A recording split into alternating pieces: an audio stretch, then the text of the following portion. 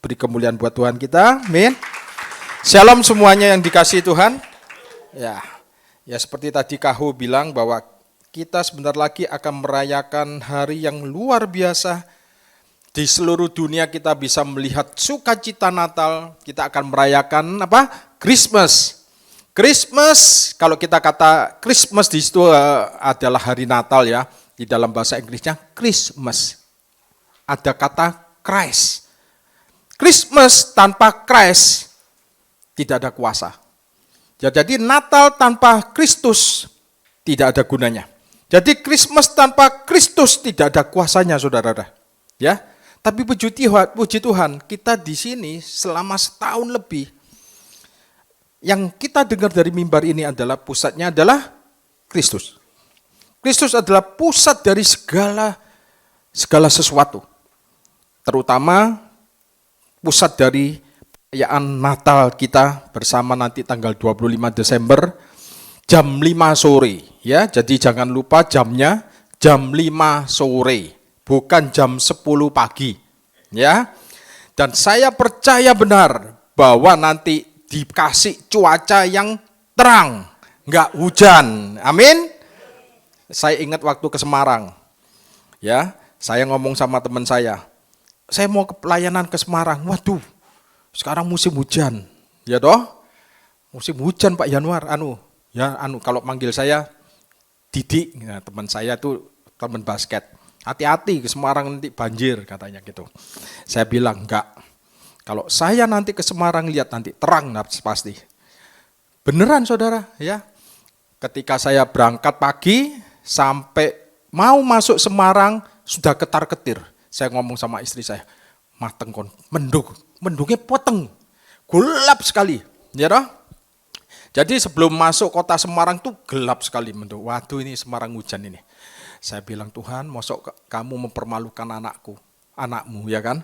Saya sudah minta cuaca yang terang gitu ya. Terus kemudian hujan, deras. Sebelum masuk Semarang tuh deras sekali. Masuk Semarang, masuk di tol jalan Krapia kalau nggak salah ya. Krapia ya. Tol keluar Krapia namanya. Pak Januar nanti keluarnya Krapia gitu ya. Saya masih ingat soalnya saya mau diajak makan di daerah situ. Keluar dari tol Krapia. Begitu keluar dari tol Krapia itu terang saudara. Terang benderang. Semarang terang, gak hujan. Ternyata yang hujan itu yang daerah tolnya hujannya itu ya. Sampai saya pulang sama sekali gak hujan. Terang semua. Jadi intinya gini loh ya. Kita ini adalah imam dan raja, betul ya? Imam dan raja, imamat rajani. Raja itu gimana kalau bekerja? Cuma ngomong. Ya, cuma ngomong terjadi gitu ya. Makanya itu iman itu adalah berkata-kata. Ya, berkata-kata sesuai dengan iman kita. Terjadilah sesuai dengan perkataanmu. Nah, bersyukur saya selama di Semarang enggak hujan sama sekali. Jadi kita pergi pagi sampai malam itu terang terus. Sampai minum es congli ya. Itu kaki 5 kan. Bayangin kalau di kaki 5 itu kan pasti kalau hujan enggak enak kan. Ya, itu terang juga. Yang beli es puter congli Anda tahu enggak? Waduh, orang kaya-kaya loh. Padahal kaki 5. Ya. Nah, tapi saya ingin ngasih tahu saudara, ya. Perkataan saudara punya kuasa. Ya, Anda adalah raja. Jadi perkatakan perkataan yang baik, yang benar, yang mulia, yang bijaksana, ya. Maka itu akan terjadi di dalam hidup kita. Nek misalnya pekerjaannya sepi, ojo ngomong, waduh kok sepi yo, ojo. Enggak, Tuhan akan memberkati pekerjaanku. Tuhan akan memenuhi kebutuhanku menurut kekayaan dan kemuliaannya. Gitu, ya kan? Jadi sebelum kita menyambut hari yang penuh sukacita ini, Tuhan ingin melihat kita ingin Tuhan melihat bahwa bagaimana sih keturunan Mesias itu, keturunan Yesus Kristus itu. Anda tahu enggak ada firman Tuhan yang mungkin Anda pikir buat apa itu ditulis di dalam Injil, ya? Abraham memperanakan Ishak. Ishak memperanakan Yakub. Yakub memperanakan Yehuda. Yehuda memperanakan ini dan ini sampai Yesus. Pernah baca gak? Itu ada di Matius dan ada di Lukas. Tujuannya apa? Ya kan? Abraham memperanakan Ishak, Ishak memperanakan Yakub, Yakub memperanakan ini memperanakan ini, dan seterusnya, dan seterusnya, dan seterusnya. Pernah Anda baca semuanya? Dan Anda pernah menangkap pewahyuannya? Kalau dulu saya hanya lewat.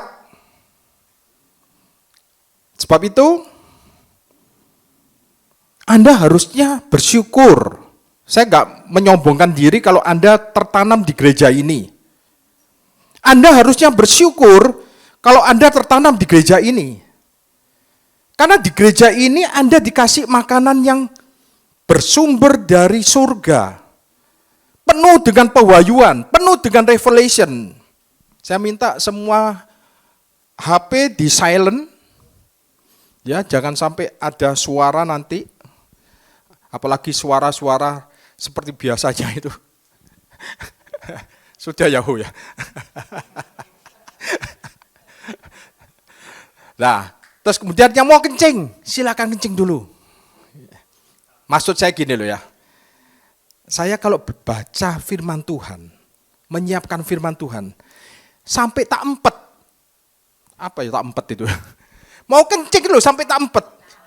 Ya, sampai tak tahan. Kadang-kadang itu ya wis, aduh gak tahan wis. Akhirnya saya ke toilet. Kenapa? Karena asik melihat keindahan Yesus. Dulu, saya kalau lihat Alkitab, gak tertarik belas. Benar. Lebih tertarik Liga Inggris, Liga Jerman, Liga Itali. Itu tertarik saya. Ya. Tapi itu semua aku anggap sampah semua sekarang. Aku anggap sampah. Firman Tuhan, Alkitab itu adalah firman, adalah perkataan dari Tuhan sendiri yang ngomong sama kita. Gitu loh ya. Jadi Anda harus menghargai firman itu. Anda harus respect, menghormati firman Kristus itu. Karena firman itu akan berbicara langsung kepada saudara. Dan Yesus pernah ngomong, manusia hidup bukan dari nasi saja, roti saja, ya toh, lontong saja, bukan. Dari setiap firman yang keluar dari mulut Allah. Makanya orang yang cinta firman Tuhan, pasti beda. Pasti beda. Karena apa? Karena firman Tuhan itu, sama saya seperti yang mengambil di Mazmur pasal 1, orang yang merenungkan firman siang dan malam seperti apa? Seperti pohon yang ditanam di tepi aliran air. Ditanam tuh artinya pohon itu gak tumbuh sendiri, saudara. Ada yang nanam, ada yang melihara, ada yang memperhatikan. Anda seperti pohon itu. Siapa yang memperhatikan kita? Tuhan. Kalau Anda ada kerinduan untuk merenungkan firman itu siang dan malam. Bukan seminggu sekali ke gereja. Wes baru, oh gak apa-apa, penting seminggu sekali ke gereja dengarkan Pak Yanuar khotbah, ya udah cukup. Enggak cukup, saudara. Iman timbul dari pendengaran. Diulangi lagi, pendengaran akan firman Kristus. Artinya iman itu hanya bisa timbul kalau Anda mendengar dan mendengar dan mendengar dan terus mendengar. Bukan sekali tok mendengar. Bukan seminggu sekali, bukan sebulan sekali.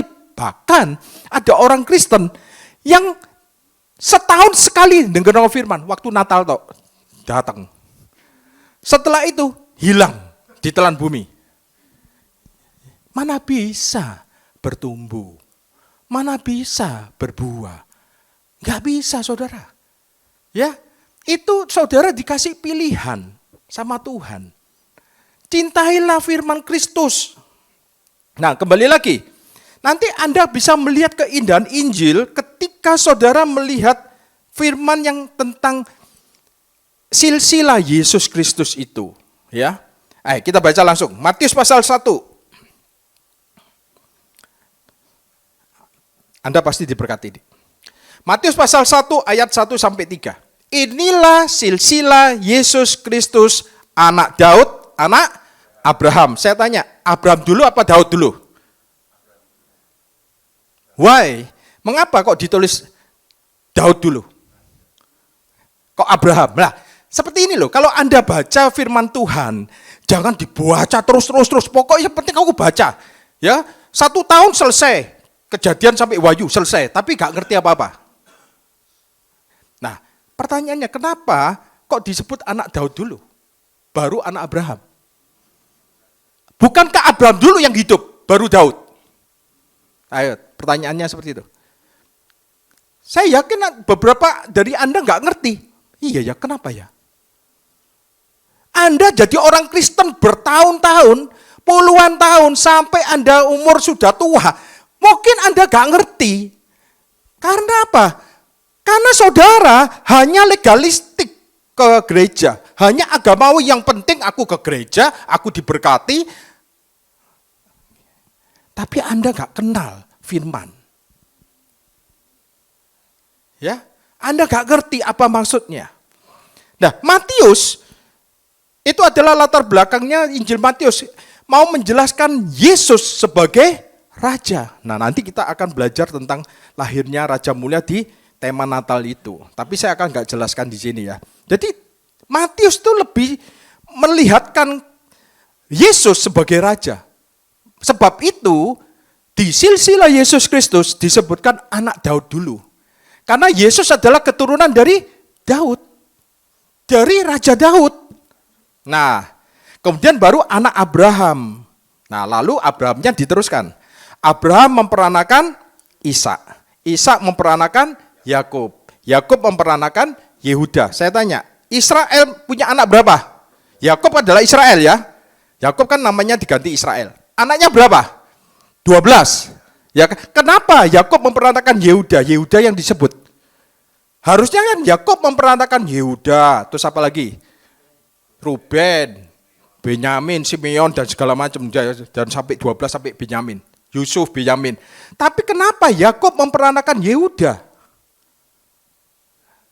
Nah, karena Yesus dari suku Yehuda. Ya.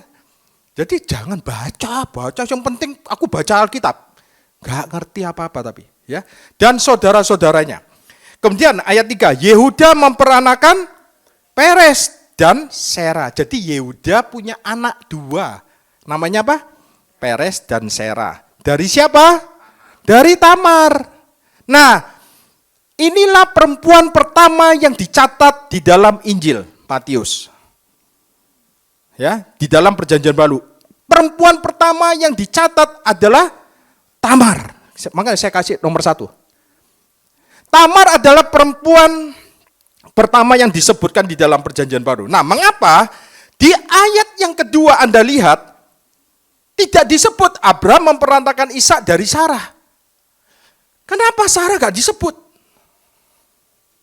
Ishak memperanakan Yakub dari mana? Istrinya Ishak siapa? Rahel ya? Ya, Rahel. Yakub memperanakan Yehuda. Oh, Ishak Ribka. Ya. Bukan Rahel. Nah, kemudian Ishak memperanakan Yakub. Mestinya kan dari Ribka. Mengapa Tuhan tidak mencatat nama Ribka juga? Betul ya? Harusnya kan gini, Abraham memperanakan Ishak dari Sarah. Ishak memperanakan Yakub dari Ribka. Yakub memperhatikan Yehuda. Lah, Yakub ini anak istrinya 4, saudara. Ya, Yakub memperhatikan Yehuda dari Rahel. Nah, kenapa perempuan-perempuan itu gak dicatat? Nah, pas ke Yehuda memperhatikan Peres dan Sera dicatat dari Tamar. Nah, kita akan lihat siapa-siapa perempuan yang lainnya yang dicatat di dalam silsilah Yesus Kristus. Jangan lupa bahwa ini Injil Matius. Yang nulis siapa? Matius. Saya percaya Matius ketika menulis Injil ini, dia menulis oleh Roh Tuhan, yaitu Roh kasih karunia. Tuhan justru memilih 4 nama perempuan di dalam silsilah Yesus Kristus yang punya catatan tidak baik.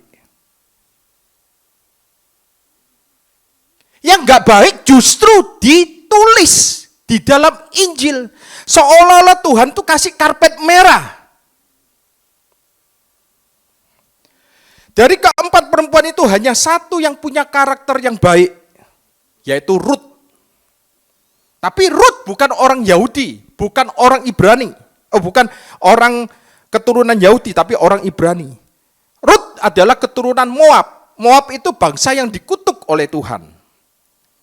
Nah, tahukah Anda, next, sebelum kita bahas tentang itu, dari Abraham sampai ke Daud, itu kalau Anda lihat keturunannya atau generasi di bawahnya, 14 keturunan. Abraham ke Daud ada 14 keturunan. Daud ke Babel, pembuangan Babel, ada 14 keturunan. Kemudian dari Babel ke Yesus itu ada 14 keturunan. Nah, itulah seperti cara Roh Kudus menuntun Matius menulis keturunan-keturunan itu. Dari catatan Matius ternyata kita memperoleh 3 set keturunan. Abraham ke Daud, Daud ke Babel, Babel ke Yesus. Nah, itu menunjukkan apa? 14 Abraham ke Daud itu menunjukkan paginya Israel. Terbentuknya Israel pertama kali. Bukankah Yakub awal mulanya Israel itu namanya Yakub ya, diganti Israel. Dari Abraham ke Daud itu paginya Israel. Daud ke Babel itu saya kasih istilah siangnya Israel. Babel ke Yesus itu baru malamnya Israel. Nah, ini mengungkapkan seluruh sejarah Israel di perjanjian lama. Perhatikan baik-baik ya. Jadi dari Abraham ke Daud itu paginya Israel, Daud ke Babel adalah siangnya Israel, Babel ke sampai Yesus itu malamnya Israel. Jadi keseluruhannya ada berapa keturunan atau berapa generasi? Keseluruhannya Anda bisa hitung. 42 ya, 3 kali 14. Jadi 42 generasi. Tahukah saudara? 42 adalah angka perhentian.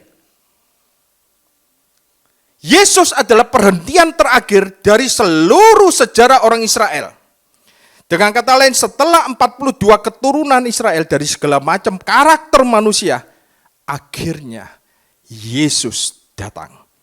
Yesus adalah tempat perhentian yang terakhir. Mulai dari nabi-nabi, imam-imam, raja-raja, akhirnya Yesus. Mereka gagal semua. Nabi gagal, imam gagal, raja gagal. Akhirnya anak Elohim itu datang ke dunia menjadi anak manusia. Namanya Yesus. Dan tahukah Anda berapa banyak perhentian yang dilalui oleh bangsa Israel ketika bangsa Israel keluar dari perbudakan Mesir? Berapa perhentian? 42 perhentian. Sebelum mereka masuk ke tanah perjanjian, mereka ada 42 perhentian. Nah, tahukah Anda berapa lama kesukaran besar atau the Great Tribulation yang akan terjadi di dunia? Sebelum kita memasuki masa kerajaan damai 1000 tahun di bumi, berapa lama kesukaran besarnya? 3,5 tahun, 3,5 tahun. Kita lihat screen, tunjukkan. 3,5 tahun pertama adalah masa penganiayaan yang dimulai dengan perjanjian antikristus. Ya, belum. Pribadi antikristus belum ada sekarang. Ya.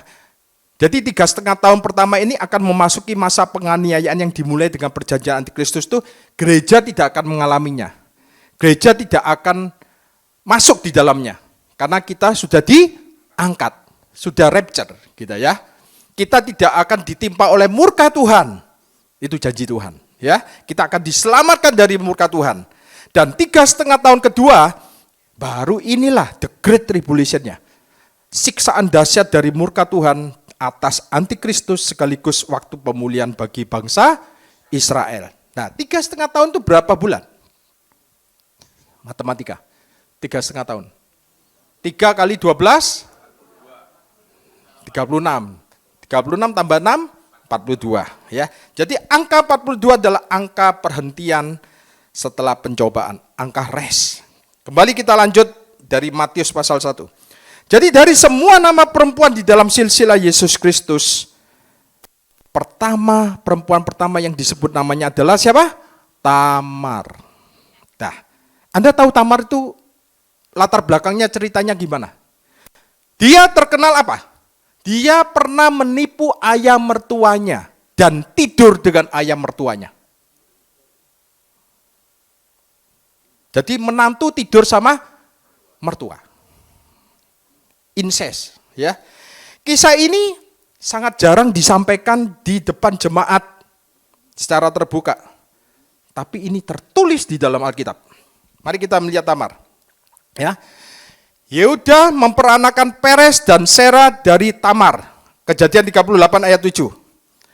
Tetapi anak sulung Yehuda, itu adalah jahat di mata Tamar, maka tahu Tuhan membunuh dia. Jadi gini, Tamar itu awal mulanya adalah istrinya ya mungkin ya bacanya anak sulung Yehuda.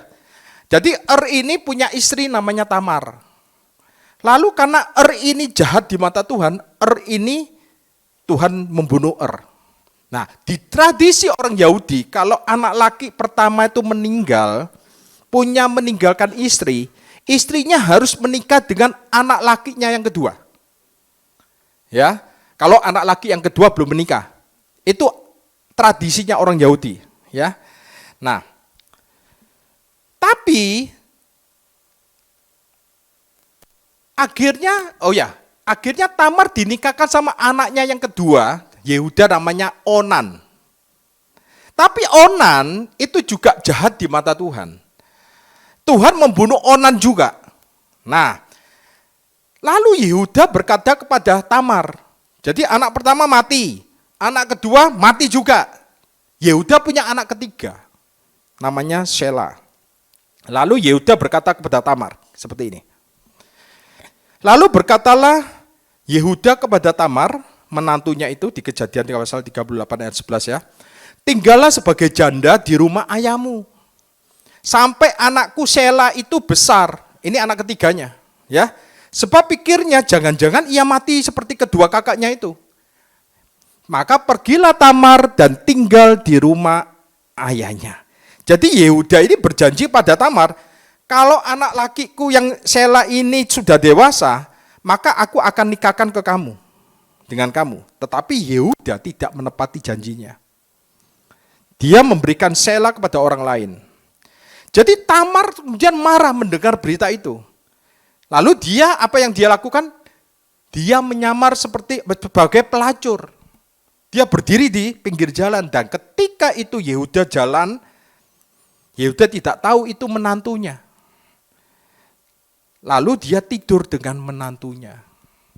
Dan terjadilah skandal itu.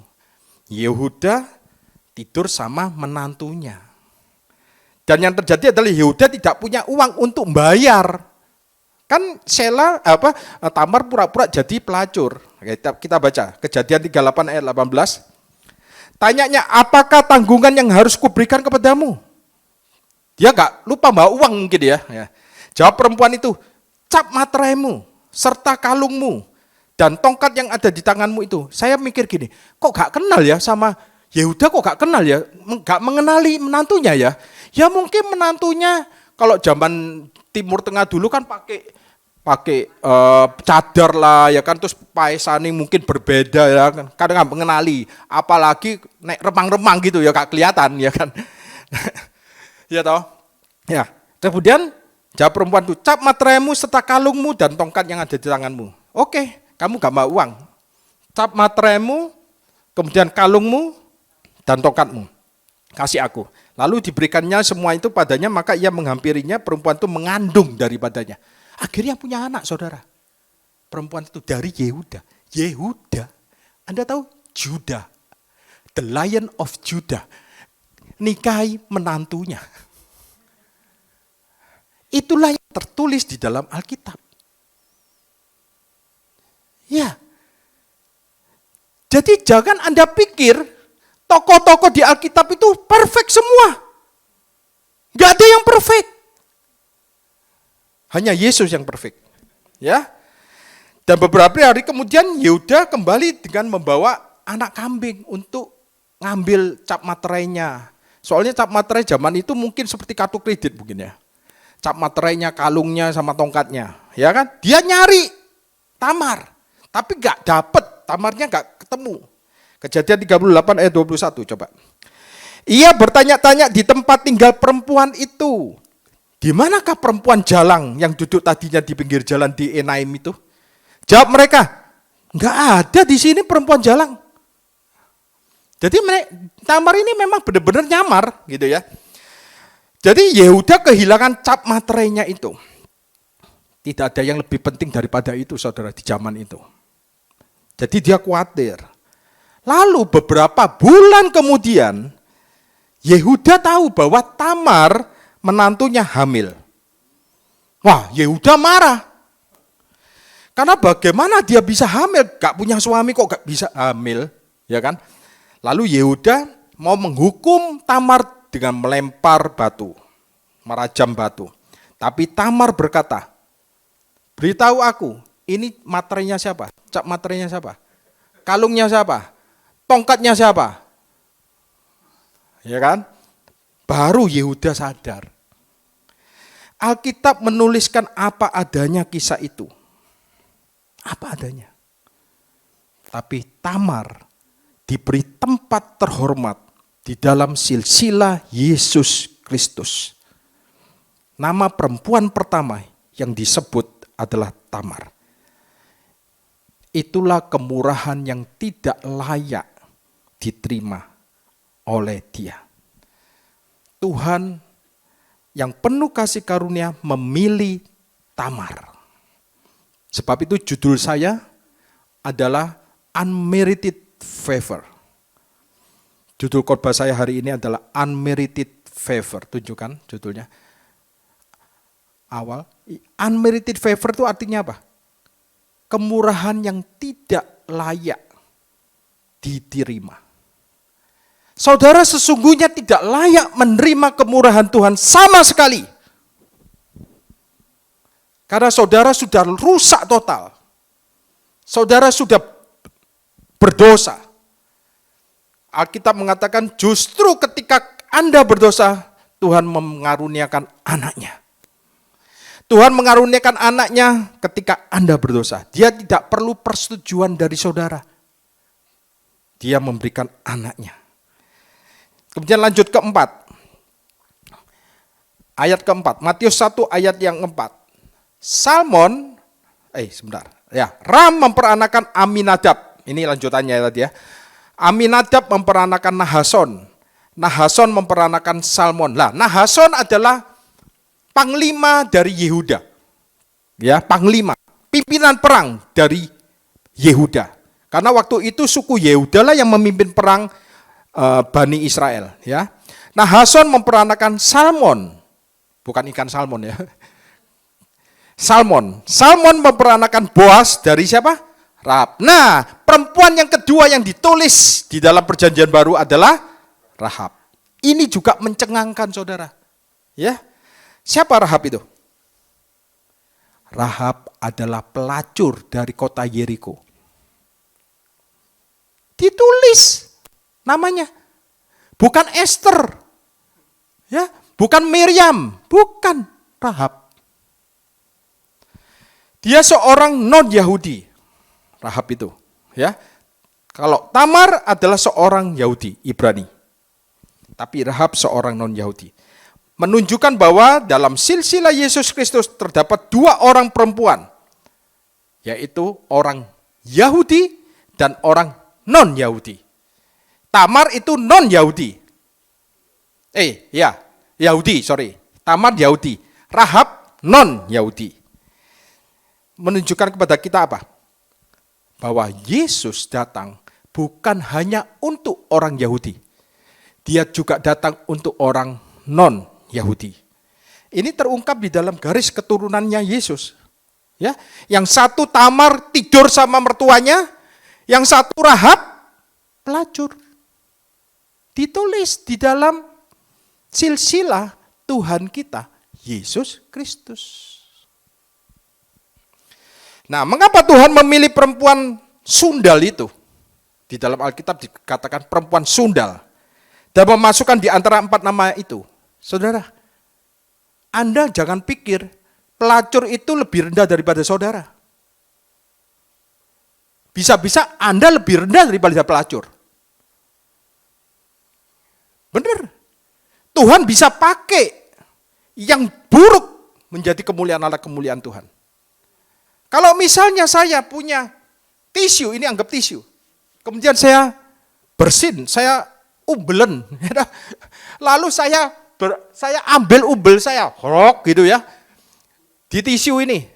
Kira-kira ada enggak yang nyimpen tisu ini di dalam Alkitab atau di dalam kantong Anda? Paling-paling tisunya Anda buang. Karena sudah kotor, bukan? Hanya Tuhan yang enggak membuang yang kotor. Hanya Tuhan yang mengangkat yang kotor menjadi alat kemuliaannya. Tuhan benci sama orang yang agamawi, yang sok suci. Benci Tuhan. Tapi Tuhan mengasihi orang-orang berdosa. Makanya Tuhan ngomong, aku datang bukan untuk orang benar, aku datang untuk orang berdosa. Jadi mengapa Tuhan memilih perempuan sundal dan memasukkan di antara 4 nama perempuan di dalamnya, di dalam silsilah Yesus Kristus. Seorang perempuan dengan reputasi yang enggak baik, latar belakang yang buruk, tapi apa yang dilakukan oleh Rahab di mata Tuhan? Rahab percaya kepada Allahnya Israel. Sehingga dengan imannya, Tuhan menyelamatkan dia dan seluruh isi rumahnya. Anda baca waktu Rahab menerima 2 pengintai. Beberapa pengintai, saya lupa berapa pengintai ya. 2 pengintai ya. Kemudian disembunyikan di soto rumahnya. Anda baca itu. Ya. Dan Rahab menyembunyikan 2 pengintai itu, saya tanya. Kemudian Rahab itu disebut pahlawan iman juga di dalam Ibrani pasal 11. Gitu. Dia dapat julukan pahlawan iman Rahab. Ya, kenapa? Karena imannya. Dia percaya kepada Allahnya Israel yang mengeluarkan Israel dari perbudakan Mesir, yang membuka Laut Merah. Dia percaya. Rahab percaya kepada Yesua Allah Israel, sehingga dengan imannya Tuhan menyelamatkan dirinya dan seluruh keluarganya. Lalu Rahab menikah dengan anak pemimpin Yehuda yang namanya Nahason itu. Nahason punya anak namanya siapa? Kita baca lagi. Salmon tadi, ya. Kita baca lagi. Anak Nahason adalah Salmon tadi, dan Salmon menikah dengan Rahab pelacur Yeriko itu. Jadi Salmon itu anak dari Nahason, lalu menikah sama Ribka. Apa yang Tuhan ingin katakan pada silsilah Yesus Kristus kepada kita semua hari ini? Tuhan berkata apa? Tuhan berkata kepada kita, aku gak peduli dengan masa lalumu. Aku gak peduli dengan seberapa buruknya masa lalumu. Aku akan mengubah masa depanmu penuh dengan pengharapan. Tuhan kita, Tuhan yang bisa mengubah masa depanmu, masa depanku. Masa depan yang indah terlepas dari masa lalu kita. Kita jangan hidup dengan masa lalu kita. Karena Anda bukan hidup dari masa lalu. Justru Tuhan mau mempersiapkan masa depan kita penuh dengan pengharapan. Jadi kasih karunia itu bisa mengubah masa depan Anda semua. Masa depan saya juga. Di dalam Kristus Yesus. Hanya di dalam Kristus Yesus. Dan Rahab juga masuk di dalam pahlawan iman tadi, kita baca Ibrani pasal 11. Karena iman, dikatakan 11 ayat 31, karena iman maka Rahab dikatakan perempuan sundal itu tidak turut binasa bersama-sama dengan orang durhaka karena ia telah menyambut pengintai-pengintai itu dengan baik. Nah pertanyaannya ketika dia menyambut pengintai-pengintai itu apakah Rahab gak bohong? Bohong. Ketika orang-orang Yeriko datang, tentara-tentara Yeriko datang, kamu lihat enggak dua pengintai itu? Enggak, sudah pergi. Saya tanya, bohong itu dosa enggak? Dosa. Tapi kenapa Rahab masuk? Karena iman. Karena dia percaya kepada Yesus. Jadi keselamatan saudara itu bukan karena Anda gak bohong, Anda gak mencuri, Anda gak ini. Bukan, karena Anda percaya kepada Yesus. Itu yang membuat Anda diselamatkan. Ya. Jadi kenapa Tuhan gak memilih yang lainnya? Tuhan memilih orang-orang yang dipandang hina oleh manusia. Yang tidak layak. Justru tercatat di garis keturunan Mesias. Untuk menunjukkan apa? Unmerited favor-nya. Untuk menunjukkan kemurahan yang tidak layak mereka terima. Screen, coba next. Perjanjian Tuhan dengan kita, perhatikan baik-baik. Perjanjian saudara dengan Tuhan adalah tentang kemurahan yang tidak layak saudara terima, yang tidak layak kita terima di dalam hidup kita melalui siapa? Yesus Kristus. Melalui Yesus Kristuslah kita layak menerima perjanjian Tuhan itu. Melalui garis keturunan Yesus Kristus, nama Tamar dan Rahab dicatat dalam cahaya kemuliaan surgawi. Dan nama saudara juga tercatat nanti di dalam kitab kehidupan anak domba Allah. Jadi saya ingin Anda untuk mengerti firman ini, supaya Anda bersiap untuk melihat kemurahan Tuhan yang tidak layak Anda terima dan saya terima di tahun 2026 ini. Semakin nyata dan semakin nyata, semakin terang dan semakin terang. Katakan amin. Para suami-suami, bersiaplah melihat pekerjaan saudara di tahun 2026. Mengalami kemurahan Tuhan yang tidak layak saudara terima, melebihi tahun sebelumnya. Melebihi tahun 2025. Gitu loh. Ya. Bersiaplah. Para wanita juga yang kerja di kantor mungkin, ya. Mulailah nanti melihat tangan Anda membawa kemurahan Tuhan untuk perusahaan saudara. Kemurahan Tuhan yang tidak layak saudara terima itu ada di tangan saudara. Ketika hadirat Tuhan menyertai saudara, semua yang saudara sentuh dibuatnya berhasil. Para wanita-wanita yang masih kerja, percayalah kemurahan Tuhan selalu menyertai saudara dan membuat Anda berhasil. Berkat Tuhan ada di kepala saudara. Kemurahan Tuhan, unmerited favor ada di kepala saudara. Jadi kemurahan Tuhan adalah sebuah perjanjian yang saudara miliki melalui Yesus Kristus. Tentunya perjanjian kasih karunia. Dan perjanjian kasih karunia itu bukan berdasarkan kebaikan saudara. Bukan berdasarkan kesetiaan saudara, tapi melainkan berdasarkan kebaikan Tuhan dan kesetiaan Tuhan untuk saudara. Jadi berkat-berkat Tuhan, persediaan Tuhan, kebaikan Tuhan didasarkan sepenuhnya oleh apa yang Yesus sudah lakukan di atas kayu salib. Sudah selesai. Ya. Kembali ke Salmon. Matius 1 ayat 5. Salmon memperanakan Boas dari Rahab. Boas memperanakan siapa? Obed. Nah, Obed kita tahu ya dari Rut. Dan Obed memperanakan Ishak. Ya, jadi Boas memperanakan Obed dari Rut. Kita tahu Rut sekarang. Rut perempuan yang ketiga yang disebut di dalam silsilah Yesus Kristus. Rut adalah orang Moab, bukan orang Yahudi. Moab adalah bangsa yang dikutuk oleh Tuhan. Tapi Rut karakternya tuh baik, saudara. Tuhan sendiri yang mengatakan di Alkitab. Bagaimana bisa Rut menikah dengan Boas orang Yahudi, apalagi dia orang terkaya di Bethlehem waktu itu. Boas itu, kok Boas? Ya Boas, betul ya. Boas itu orang terkaya di Yahudi waktu itu, di Bethlehem tepatnya. Dia masih lajang, dia kaya raya. Bagaimana bisa menikahi Rut?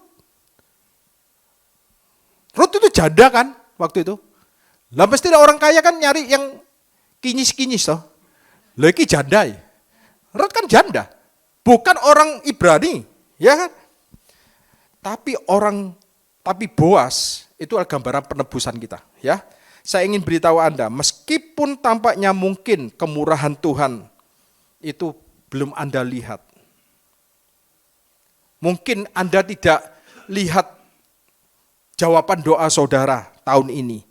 Ingat, kemurahan Tuhan tetap bekerja di balik layar bagi saudara dan saya. Sehingga melalui hidup saudara, Anda bisa melihat, dan orang-orang sekitar saudara bisa melihat kuasa kasih karunia Tuhan bekerja dan memuliakan nama Tuhan kita Yesus Kristus. Jadi Boas menikahi Rut, kisah yang sangat indah di dalam Alkitab tentang Rut. Suatu hari nanti saya akan bicara tentang Rut, ya. Rut adalah kisah yang indah di dalam penebusan. Nah, kemudian kita sambung ya. Isai memperanakan Raja Daud, ayat 6. Daud memperanakan siapa? Salomo dari istri Uria. Nah, orang keempat, perempuan keempat yang ditulis adalah istri Uria. Namanya siapa? Istri Uria. Batseba. Kenapa gak ditulis Daud memperanakan Salomo dari Batseba? Kenapa kok ditulis istri Uria? Untuk menunjukkan kasih karunia Tuhan. Karena untuk menunjukkan Daud berdosa ketika ngambil istri Uria ini, Batseba. Ya. Daud mempunyai banyak anak dari beberapa istrinya. Daud punya banyak istri yang baik, yang cakap. Salah satunya namanya Abigail. Abigail seorang perempuan yang cantik, yang baik, yang cakap. Tapi apakah Tuhan memilih untuk menggantikan tata Daud adalah anak Abigail? Enggak. Ya, untuk menjadi raja? Enggak. Tuhan memilih seorang perempuan yang bernama Batseba, istri Uria, yang punya skandal perzinahan dengan Daud.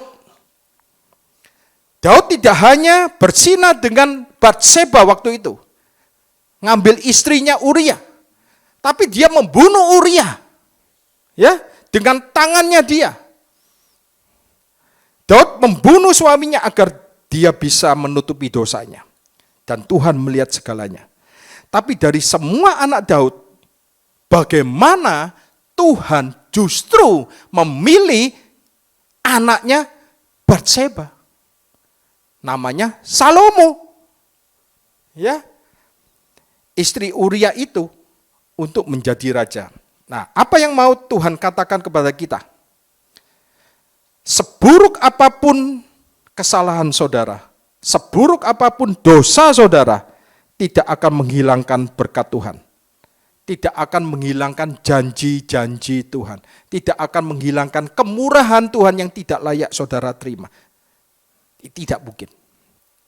Apakah karena Tuhan lembek terhadap dosa? Oh, ini loh pengajaran kasih karunia ini ngajari orang berdosa. Siapa yang mau mengajari orang berdosa? Bukan. Itu untuk menunjukkan bahwa kasih karunia Tuhan lebih besar daripada dosa saudara. Bukankah kasih Tuhan itu menutupi segala kesalahan kita? Ya. Jadi saya yakin pasti ada air mata berlinang yang keluar dari mata Matius ketika dia menulis silsilah Yesus Kristus ini. Karena dia melihat dan merasakan juga sebagai penerima kasih karunia. Ketika dia menulis Tamar, Rahab, kemudian Rut. Ya, dia pasti berlinang air mata untuk melihat bagaimana Tuhan justru memilih orang-orang yang tidak di mata Tuhan tidak baik. Ya, nah, Matius juga, Anda tahu enggak, ketika Matius menulis nama ke-12 rasul di dalam Injilnya, kita lihat apa yang dia tulis. Matius pasal 10 ayat 2 dan 3. Inilah nama ke-12 rasul itu. Pertama, Simon yang disebut Petrus, dan Andreas saudaranya, dan Yakobus anak Zebedeus, dan Yohanes saudaranya. Ayat 3, Filipus dan Bartolomeus, Thomas dan Matius, pemungut cukai. Lah, kalau saya jadi Matius, ya saya tulis Matius saja. Gak perlu saya tulis Matius pemungut cukai. Padahal pemungut cukai itu orang berdosa besar waktu itu, betul ya? Tapi Matius waktu menulis, ketika sampai ke namanya, dia tetap menulis Matius pemungut cukai. Mungkin kalau saya, Yanuar yang suka apa gitu. Ya kan? Tapi kalau orang misalnya menulis biografinya, pasti yang baik-baik yang ditulis. Tapi Matius enggak. Dia tetap nulis Matius pemungut cukai. Dia masih menyebut dirinya pemungut cukai.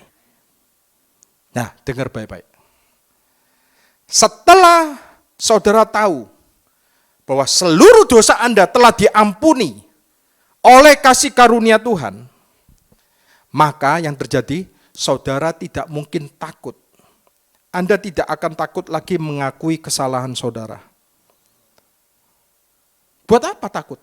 Dosaku sudah selesai kok, sudah diampuni kok.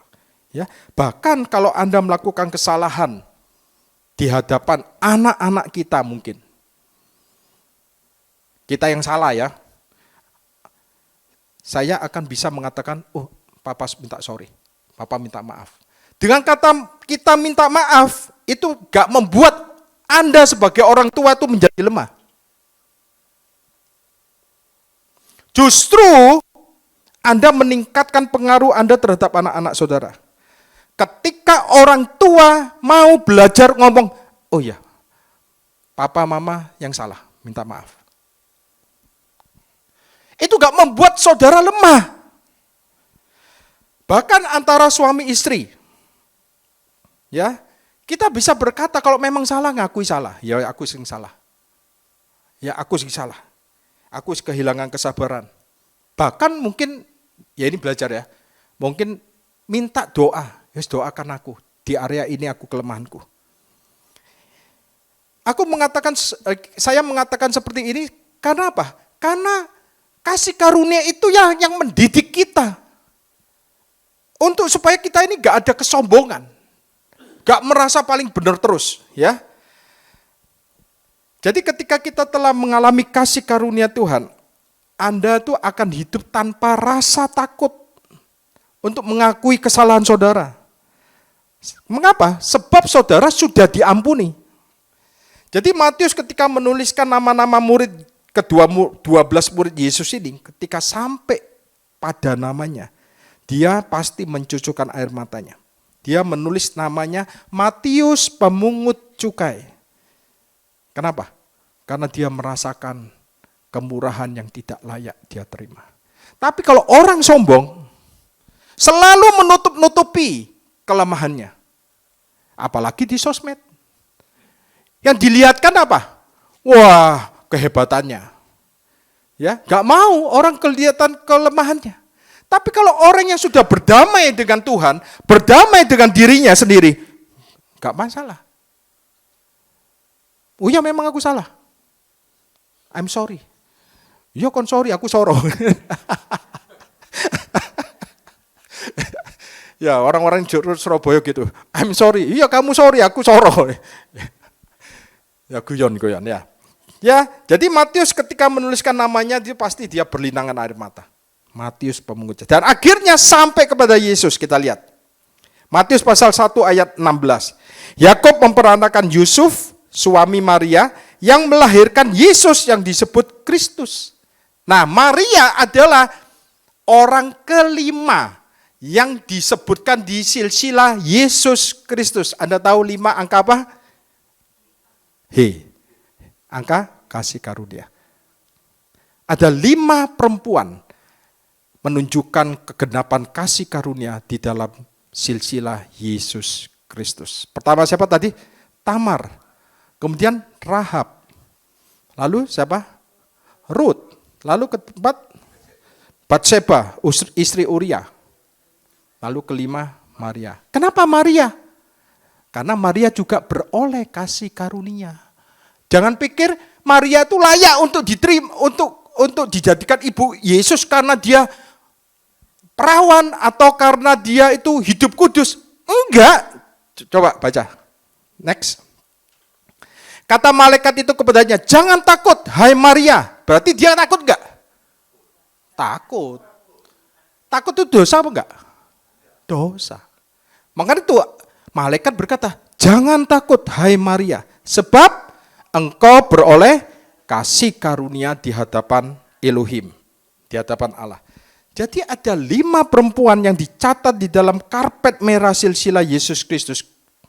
Mendapatkan kasih karunia Tuhan. Inilah 5 nama perempuan di silsilah Yesus Kristus. Tamar, Rahab, Rut, istri Uria, Batseba, dan Maria. Genaplah angka dari kasih karunia di dalam silsilah Yesus Kristus.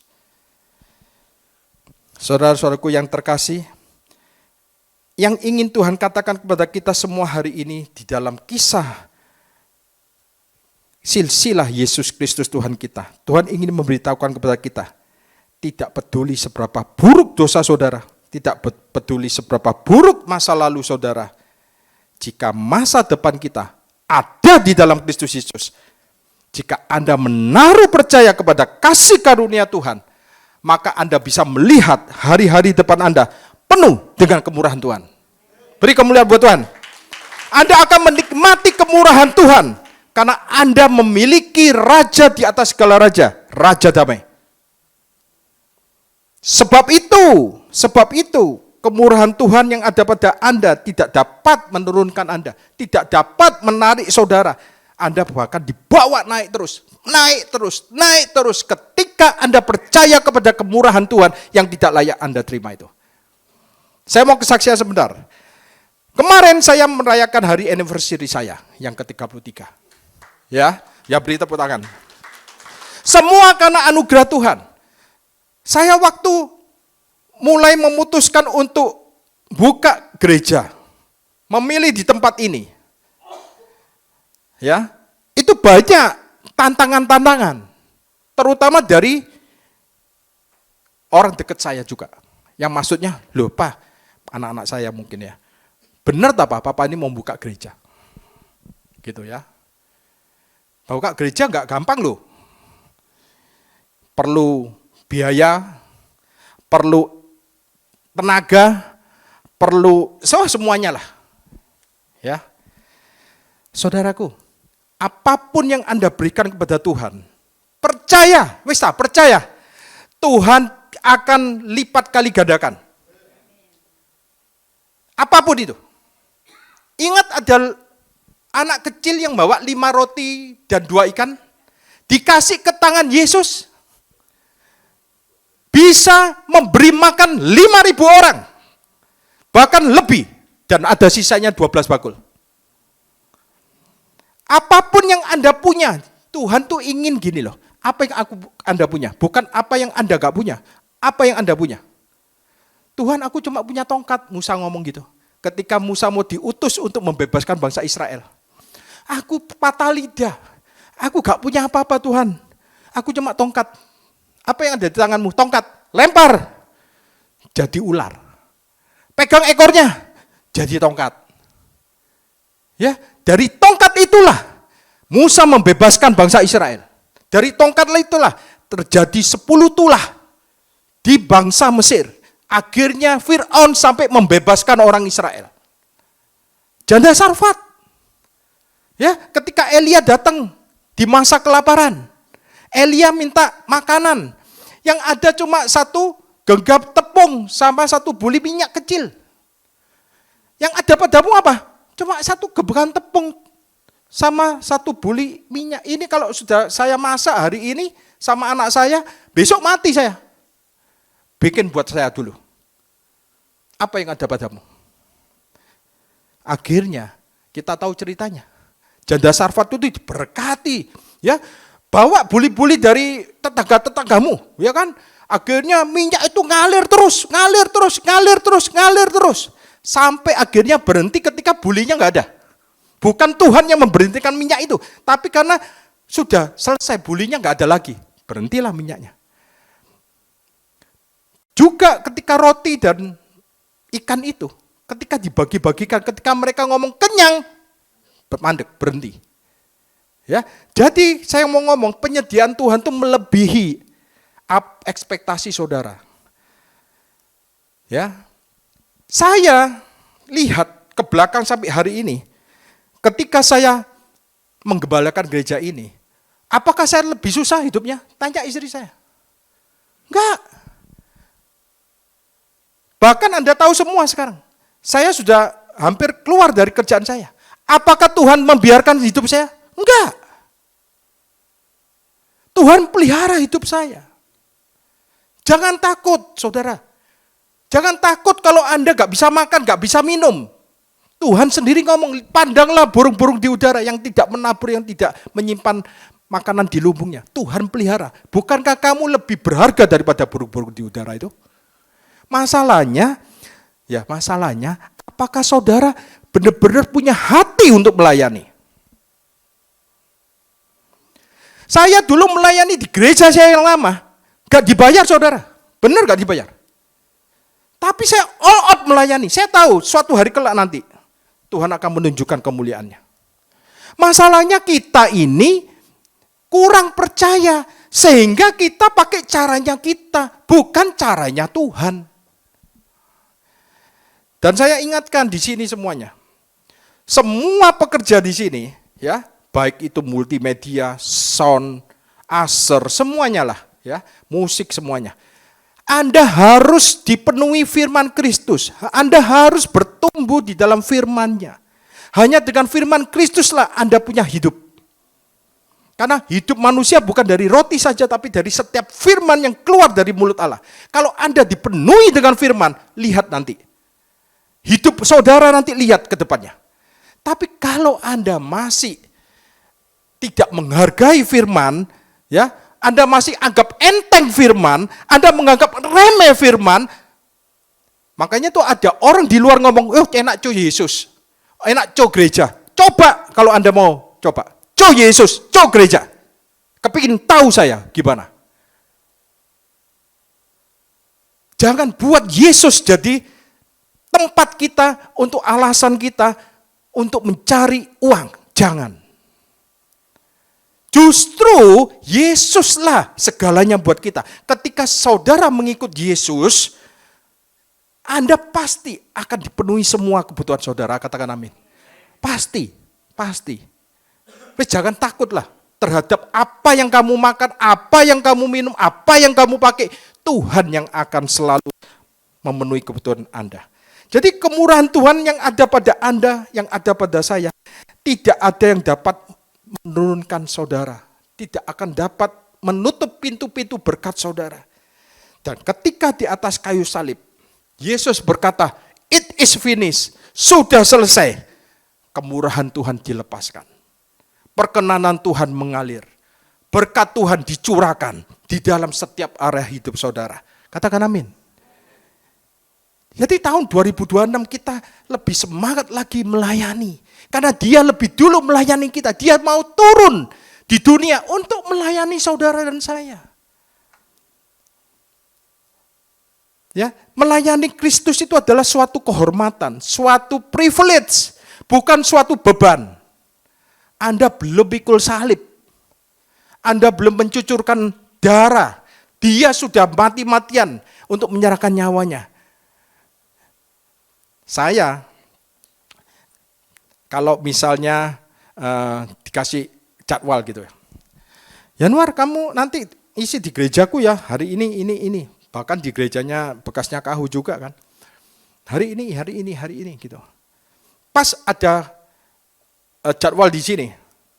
Kadang-kadang saya, nek iso jangan barengan lah. Karena apa? Karena saya tuh gak kepikir gini. Saya kalau diundang di gereja yang pas saya punya jadwal di K3, saya gak mau firmannya tuh sama. Saya ingin firmannya tuh beda. Nah, istri saya sering ngomong gini, sama noai lah. Supaya saya ini gak nyiapno firman tuh double gitu loh ya. Tapi saya gak bisa. Oh enggak. Saya mau cari yang baru lagi. Tuhan pasti kasih gitu loh. Atau saya kayak akan berikan yang berbeda lah istilahnya. Dan benar, ketika saya punya keinginan seperti itu, Tuhan kasih saya revelation yang baru lagi. Kasih revelation yang baru. Itu keuntungan buat saya dan juga untuk jemaat. Bukan untuk saya, untuk jemaat. Nah nanti kalau saya sudah dapat revelation yang baru di tempatnya yang lainnya, nanti saya akan bagikan di K3. Karena tidak semuanya yang baru itu saya kasihkan ke K3. Kadang-kadang ada di tempatnya Pastor Lili dulu, terus baru ke K3. Gitu ya. Intinya saya ingin saudara semuanya, jangan pernah khawatir, jangan pernah takut, tetap carilah dulu kerajaan Allah dan kebenarannya. Maka semuanya akan ditambahkan. Beri kemuliaan buat Tuhan.